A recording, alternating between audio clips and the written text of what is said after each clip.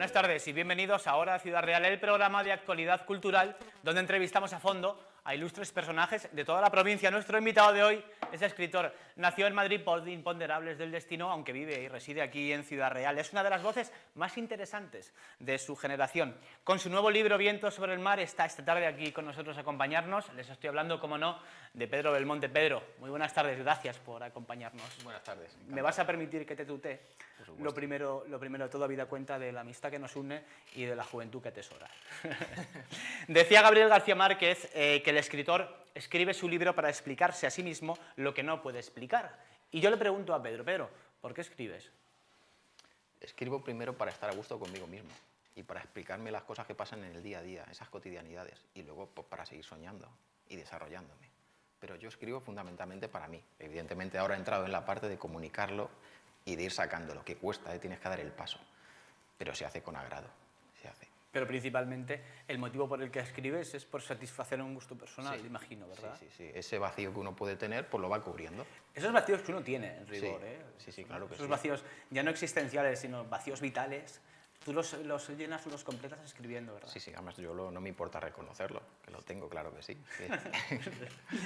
El año pasado, Buscadores de Señales, ahora su nuevo libro, Viento sobre el mar. Oye, Pedro, ¿vas a seguir la línea esta, el rollo este Woody Allen, que hace una peli al año? ¿Tú vas a seguir escribiendo un libro al año? ¿Vas a seguir editando un libro al año al menos? Mientras pueda, sí. En tanto en cuanto pueda. Oye, ¿cómo llevas esto de intercalar tu profesión, que no es esta, evidentemente, de momento, la de escritor, con escribir estos libros y con esta cadencia? ¿Cómo lo haces? Se hace por necesidad, porque, como he dicho, me gusta escribir y necesito escribir, y la verdad es que me aporta vida, a mí me aporta lo de escribir. Tienes que cuadrarte luego, el día tiene 24 horas, pues tú partes de 25 y algunas más que le vas echando, y a partir de ahí lo haces, sí. Pero intentarás seguir esta línea en tanto en cuanto te sea posible, ¿verdad? Sí, la idea es continuarlo, de hecho... ¿Sabes que hay muy pocos escritores que podamos hacer esto, escribir un libro al año? Sí, además... Además, compaginándolos, o sea, con la remora de compaginarlos con nuestros trabajos habituales. Sí, ¿no? Y sin vivir, digamos, de esto, de económicamente de esto, sino tener otras actividades, y se agradece. Pero vamos, yo ahí me pongo el punto contrapuesto de la escritora que hizo el libro de Lo que el viento se llevó, que tardó 10 años. Ganó el premio Pulitzer, pero estuvo 10 años escribiendo el libro. Yo no, yo llevo un ritmo que puedo escribir 2 o 3 libros al año. Una de las grandes novelas de toda la historia del mundo, para mí la mejor novela de todas, por encima del Quijote, incluso es Pedro Páramo, de Juan Rulfo, y tardó 19 años en escribirla. Y son 80 páginas, no son más de 80, sí. De 80 páginas, y tardó más de casi 20 años en escribirla. Con lo cual, a veces merece la pena esperar. Si vas a escribir una obra maestra, no, merece la pena esperar, aunque por contra, también puedes llevar el rollo García Márquez, como hemos dicho al principio, de escribir un montón de libros y que sean todos buenos, como es tu caso, ¿no? Sí, bueno, se agradece. Bueno,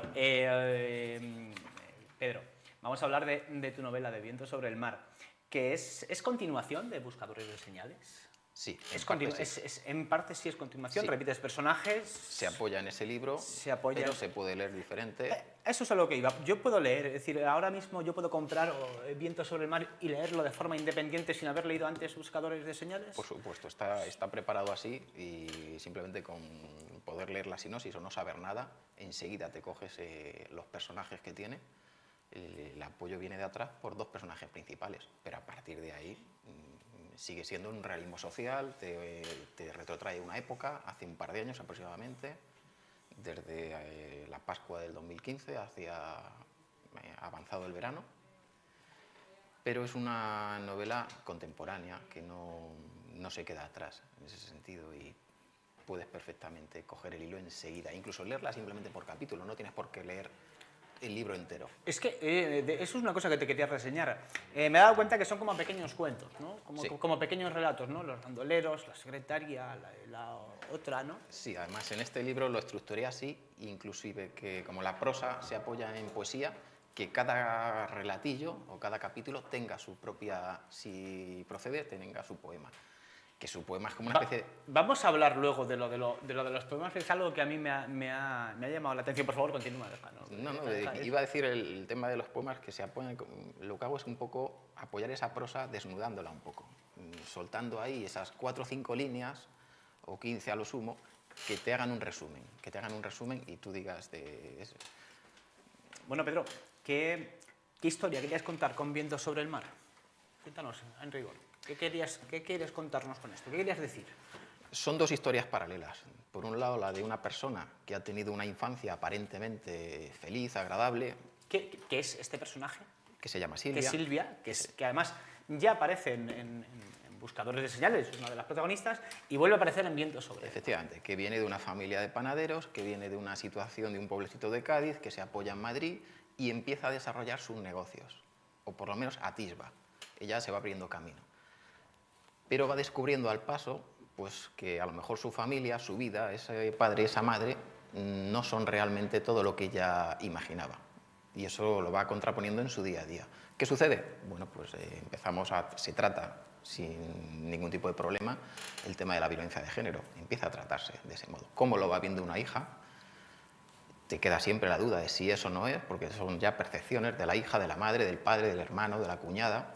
Y luego hay otra historia paralela. La historia paralela que puede ser el narrador, y ese narrador, que a lo mejor aparentemente no ha tenido una vida o una infancia todo lo agradable que pudiera, al ver cómo suceden otra serie de cosas, que viene siendo la progresión de la vida a la muerte, a la decadencia, en esta cotidianidad donde tenemos la situación de la hipocresía o los trabajos o la felicidad aparente, pues se encuentra esos pequeños momentitos de paz. Ya van un poquito más avanzado al libro, tampoco quiero descubrir mucho, y donde uno entra pues, en lo que es llega a trabajar un poco también qué es lo que merece la pena. Incluso llega a plantearse pues, qué es lo que puede suceder a su padre y realmente... ¿Qué consecuencias puede haber, no? Sí, exactamente.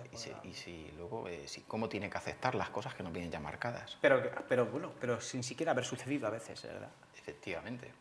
Solamente imaginando qué es lo que puede pasar, o solamente aventurando incluso, ¿no? Sí. Qué es lo que puede pasar, pero no vamos a descubrir, no vamos a contarle. No. Pero como sigamos hablando, al final le contamos la novela y no es lo que pretendemos ni lo que queremos. Voy a preguntarle a Pedro por los personajes de esta novela, que ya nos hemos hablado un poco. ¿Qué los diferencia desde el punto de vista, no del lector, sino del narrador, del escritor, de ti, de tu libro anterior? ¿Cuáles son las diferencias principales con respecto a los personajes y desde un punto de vista del escritor? Como es tu caso, quiero decir.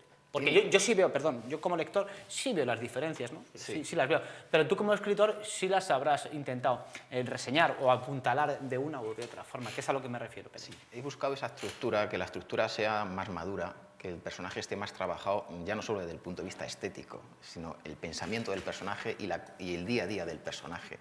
Si un personaje va a tener una reunión, por ejemplo, una reunión de trabajo, esa reunión de trabajo tú la tienes que localizar. Te trabajas mucho mejor los paisajes, la zona y sobre todo el sentimiento que expresas, que al final es lo que tú quieres transmitir, ese sentimiento te tiene que conducir a otro, una subtrama, que tiene que ir enlazada. Eso yo, evidentemente, lo he ido trabajando más. Cuando tú estás escribiendo día a día y llega un momento en que te paras y lo analizas, pues te das cuenta de tus propios errores y dices, bueno, o a lo mejor me he pasado o tampoco quieres masticar mucho la novela, pero al final, bueno, lo vas trabajando. Yo sí noto una pequeña evolución, por lo menos, pequeña. Yo desde un punto de vista del lector, lo que me he dado tiempo a leer, porque en rigor no me he dado tiempo a leerlo por completo, pero sí gran parte del libro, o al menos la mitad, sí me he dado cuenta que hay una evolución. También me he dado cuenta de que eres más maduro a la hora de escribir, pero sí me he dado cuenta, que es lo que se da cuenta el lector, de que los personajes son más maduros, más complejos, quizá, por llamarlo de alguna forma. Por su forma de pensar quizás sea un poco más compleja. Sí, pero no hay que te interrumpa. También es que la historia, un par de historias que llevan trasfondo también son más duras. A eso es algo que quería y evidentemente tienes que tratarlo de otro modo. Si tú empiezas a tratar un tema de violencia de género, de maltrato, tienes que tener mucho cuidado a la hora de expresarlo. ¿Has querido pretender contar has pretendido contar con esa carga emocional desde el principio? ¿Contabas con eso desde el principio de querer expresar todo eso? Cada libro... Prefiero porque hay pasajes muy duros, o relativamente duros, tal y como tú dices, pero tú ya pensabas hacer eso desde el principio o ha sido algo que ha surgido mientras tanto? Yo en cada libro intento diferenciarlo de uno del otro, aunque se puedan. En este caso hay una serie de libros que se apoyan en unos personajes, pero cada libro tiene su intrahistoria y en este caso estaba claro que había dos temas fundamentales que quería tratar. Quería tratar eso y quería tratar, por ejemplo, qué haces cuando una persona se pone mala. Mala y no depende de ti, ni posiblemente de ella. Entonces, ¿cómo trabajas eso? Y enfocarlo desde el punto de vista de hijo a padre, madre, es decir, la situación en la que tú no vas a decidir, ni esa persona, incluso ya por su situación, va a decidir. Claro, porque son situaciones vinculantes también, porque como dependes del padre, tienes al padre, tienes a la madre, hay unos lazos que, bueno, pues que quizás se sobreponen o están por encima de otras cosas. Sí, sobre todo porque además el descendiente tiene que hacer su vida. Por eso es la contraposición de la vida a la muerte. Tú no puedes ceñirte a ese oscurantismo al final. Pero es que en rigor la muerte es el agente de cambio de la vida. Retira lo viejo para dar paso a lo nuevo. Es que es algo que dijo Steve Jobs en un discurso una vez. Sí. No es mío, desgraciadamente no es mía esa frase. Y hay un pequeño detallito, por ejemplo, me estoy acordando ahora, enfocando la vida, va bastante avanzado el libro, como un personaje, en este caso Silvia, cómo llega un momento en que se encuentra con una niña relativamente pequeña en una silla de ruedas. Ese efecto... Y eso le hace a ella replantearse... Efectivamente. Ese efecto, tú dices, te hace ya dudar de todo, tú ya no sabes. En cierto modo es una duda de decir, ¿qué hago?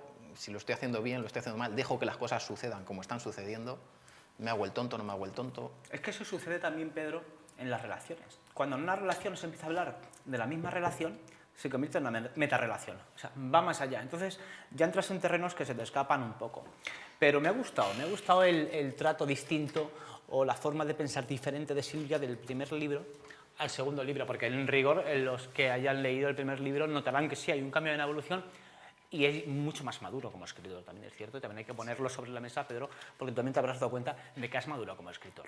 No queremos decir, ni queremos menoscabar, ni menospreciar libros o textos anteriores como buscadores de señales, pero yo sí me he dado cuenta de que has madurado. Cuando digo madurar, digo mejorar.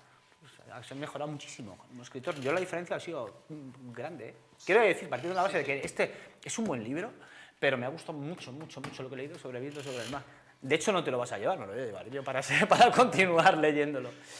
¿Tú eres consciente de tu cambio? Sí, de tu progresión? Además, en este libro he hecho algo que antes no hice, es decir, consulté a profesionales, a otro nivel consulté para que vieran si era preciso hacer algún tipo de corrección, si quería conocer informes de lectura, ya no solo de las críticas de la gente, porque yo con buscadores lo que tengo es lo que la gente me ha llegado, incluso profesionales, pero yo buscaba antes de nada una opinión profesional, sin haberlo tocado, porque también he de decir que el libro, yo sigo ahí digamos, no se ha corregido como tal, no hay una corrección profesional. El libro es lo que se escribió en su momento y luego se ha quedado ahí, no se ha tocado. A partir de ahí... Eso es decir mucho, desde un punto de vista del escritor, que no se ha tocado, digo. Sí, bueno, he tenido que... Lo hablábamos off the record, fuera de cámara, ¿no? Sí, Antes, he tenido que... ¿no? Los correctores, por eso digo, he tenido que renunciar también a muchas cosas, pero yo intento partir de una base, es decir, nada se borra, nada se esconde, nada se corrige. ¿Por qué? Porque la historia es la que es. Y el corregirlo, digamos, a lo mejor ya estás contando otra historia. Si yo me pongo a cambiar, por ejemplo, qué es lo que le sucedía a Silvia o al narrador, estoy contando otro libro. Evidentemente, cuando se lo dices a una editorial, bueno, la editorial tiene su línea de editorial y su línea de negocio. Digo, bueno, pues que a lo mejor es que a usted le interesa otro libro después. Hemos hablado de cómo han cambiado los libros de Pedro Belmonte, por lo menos cómo ha cambiado de Buscadores de señales a Viento sobre el mar. Pero yo quiero hacerte la otra pregunta. En vez de cómo han cambiado tus libros, que ya hemos hablado de eso, ¿cómo ha cambiado Pedro Belmonte? ¿En qué ha cambiado Pedro Belmonte? Desde que empezó a escribir Buscadores de señales hasta que acabó Viento sobre el mar, desde este principio hasta este final. ¿En qué ha cambiado el escritor? Como persona, me refiero, pero... Sí, pues la persona tuvo que aceptar situaciones que él no podía dominar, por ejemplo, evidentemente. Y eso... Es algo, me lo van a permitir, es algo jodido. Sí, claro que sí. Además, tú te crees y tú te crees que eres capaz de todo y cuando te llaman para contarte ciertas situaciones, pues bueno, tú dices, vale, las afrontas, pero eso que pasen 6 meses, que pase un año, que pasen 2 años, es un periodo que cuando ya tienes una edad, tú dices, bueno, parece que no, pero se nota. Sí, por se nota muchísimo, se nota una barbaridad. Se nota mucho. Pero ¿te gusta alternar, lo hablábamos antes, o intercalar en tus textos poemas de tanto en tanto? Sucedió en el anterior libro y sucede también en este. ¿Tiene alma de poeta Pedro Belmonte?